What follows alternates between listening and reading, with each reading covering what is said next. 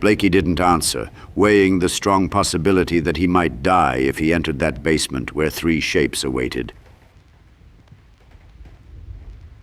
With a long look at the Needhams' terrified faces, Blakey muttered, "Screw it," and snapped out of it. He questioned them. "First things first, what was happening when you last heard them?" "What were we doing?" Felix rephrased. Blakey nodded, yes. "I suppose Claire and I were in bed. Ruth was reading to the boys. And you could hear the children reading from your room," Blakey assumed. "Yes, off and on?" Needham answered. "This book." Blakey took out his copy of Through the Looking Glass from his back pocket. "Yes, but how did you—" Before Felix could finish, his daughter stepped forward and nodded repeatedly in understanding. "Get it in the red one, Wonderland, if you have it," Blakey instructed. She ran off, bounding upstairs, leaving her parents amazed. Blakey stepped up and yanked off the planks rather easily.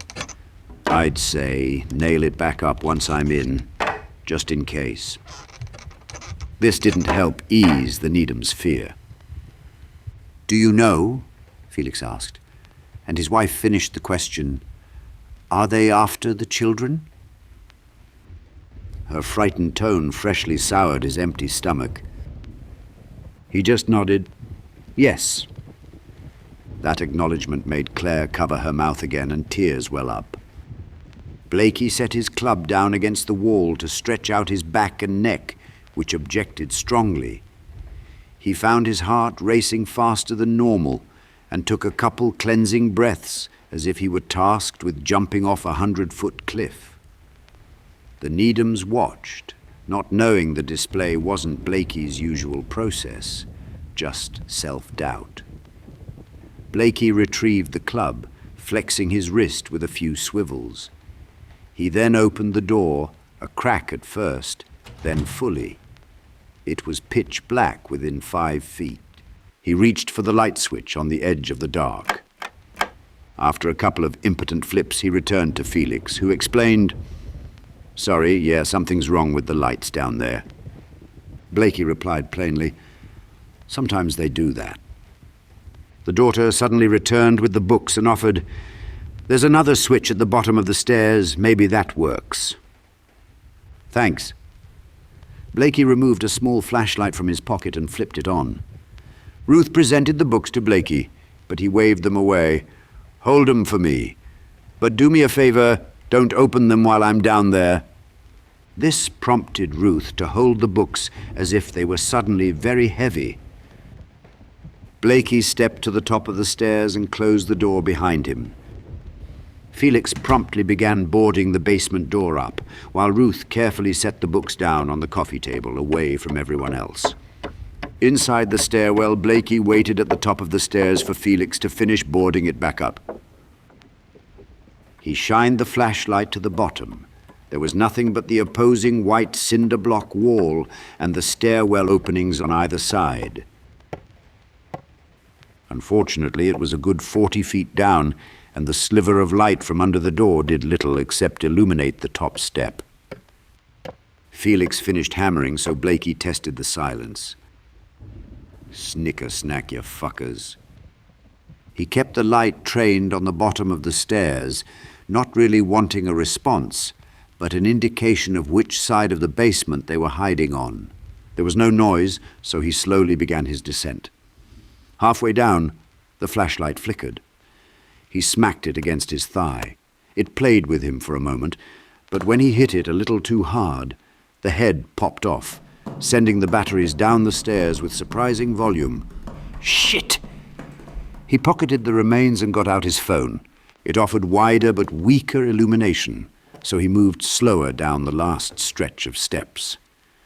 At the bottom, he shined the light to both sides, unable to see the end of the basement. There was only a 10-foot realm of vision before absolute black. Then there was movement and breathing all around him. He spun in each direction, and that's when something hit him from behind. Upstairs, through the door, the Needham family heard the whole thing.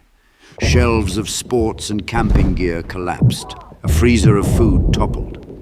They took a collective step back from the door. Then there was a dull, hammering-like sound and Blakey's grunts of exertion.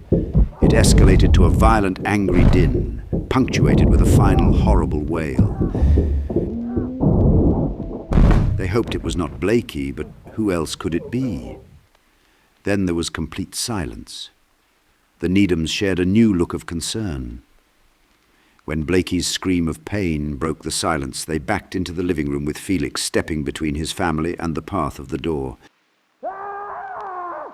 He checked his gun and raised it with shaky hands. Something heavy slowly began to ascend the stairs. Claire moved towards the front door with her children, ready to flee. Then there was a thud at the basement door. Felix looked to his family and then called to the door in a voice as unstable as his hands, "Mr. Blakey?" The two boys were already out on the lawn, and Claire was in the doorway pulling at her lingering daughter, when Blakey finally replied, muffled through the door, "Open the door, please." Felix looked back at his wife, and then she joined him in prying open the door. Blakey was at the top of the stairs, head matted with blood, holding one of the shapes by its prolonged, powerful arm. "I'm keeping this one," Blakey declared as gore trickled over his brow, making his eyelid flicker. He thumbed to the basement. "We'll burn the others." The family gave Blakey plenty of space when he dragged the unconscious shape into the kitchen. Ruth grabbed a stack of kitchen towels and offered them to Blakey. He took them with a smile, dropping the beast, but not his club, to blot his most pressing wound. "Thanks. Do you have any rope? Electrical cord wire?" he asked. No one answered at first, stupefied at the bloody monster in their living room. Claire's hand was firmly planted to her mouth again, not sure if she was going to barf or breathe, her other arm wrapped protectively around the boys. Later in the Needhams' backyard, after the bonfire had consumed most of the two other shapes, Blakey knew he could leave. Felix thanked him profusely and offered a check for more than Blakey had ever received. However, Blakey simply pocketed the check without looking. His body was in shock, and he left them all intently monitoring the pyre. He did remember to turn back for one important detail. The view, the impeccably crafted fire pit next to a waterfall pool, and the artfully manicured trees and shrubs would have looked picturesque if it weren't for the remnants of limbs, horrible claws and jaws silhouetted in the fire. He reminded the Needhams, let it burn itself out to ash.